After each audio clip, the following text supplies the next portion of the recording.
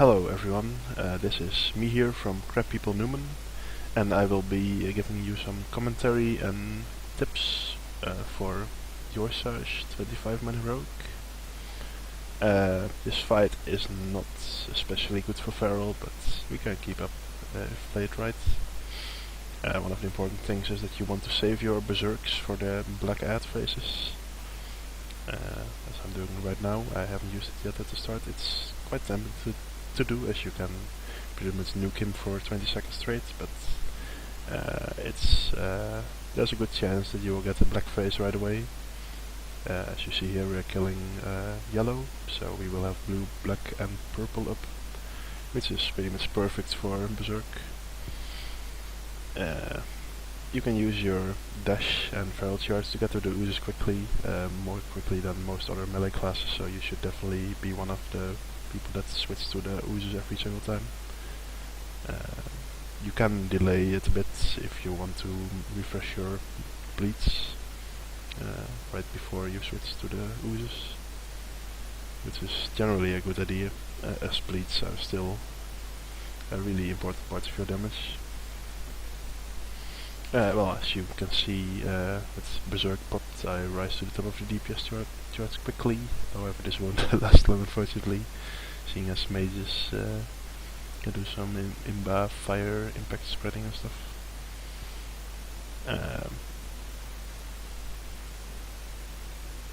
I'll stay in here a bit to refresh my rake, I think, before switching.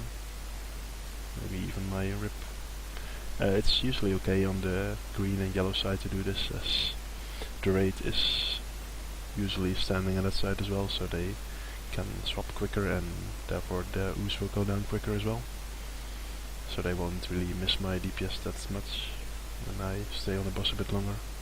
We have the rogues stay on the boss like full time, as the rest of the raid is always switching. On this combination we have black, red and blue. Unfortunately my berserk is still on cooldown, so I cannot swipe as much as I could last time. The reason we killed green here is obviously because green plus black is pretty much a death sentence, as well green plus red. So the common denominator is green, obviously.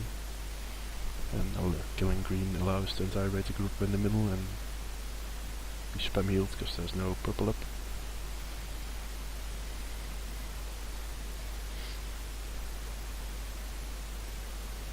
If needed, you can always go bear and use your 4-piece bear bonus to give the raid 30% health. But I haven't found this necessary as of yet. The healers seem to be able to keep it fairly well. Keep in mind that you will have a 15-second debuff if you decide to do that, so you will have to plan it a bit.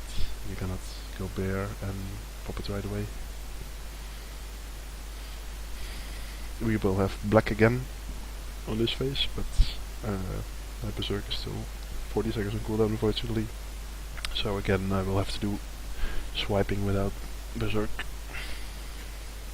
If you get lucky, you can use berserk pretty much on cooldown and swipe every single time, but well, that's obviously the people you will see on the top of the World of Warcraft list.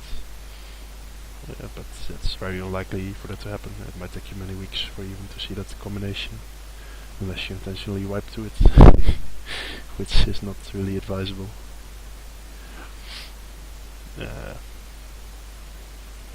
You have a lot of strong defensive cooldowns as well you can use to reduce the damage taken when purple debuff is up. Because we had only had black and red, those do not that much damage, so I didn't see the need to use them here. If you get unlucky with crits, or if you refresh Savage Roar instead of Rip like I just did, then it's better to just skip Rip altogether on those oozes, as they do die fairly quickly and it's unlikely that you will see the full length of your Rip attacks, which makes it a lot less valuable compared to just ferocious biting. Generally it's only worth putting a Rip up if you will get at least 5 ticks out of it, which is 10 seconds, pretty much. It depends a bit on your DPS and on your crits at the start when spell charging to the ooze.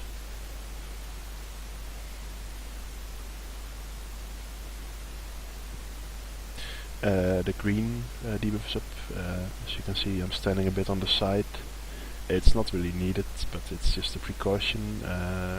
If Yor'sahj decides to splash the melee with this green stuff, then if you spread out a bit around the backside of him, then it's likely that not all the melee will die right away.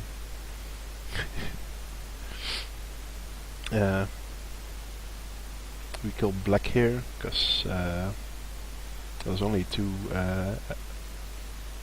damage dealing oozes here, the green and the black. And obviously if you kill the black, then you won't have to AoE down the ads, which means the boss will go down quicker, because we can now single target the boss.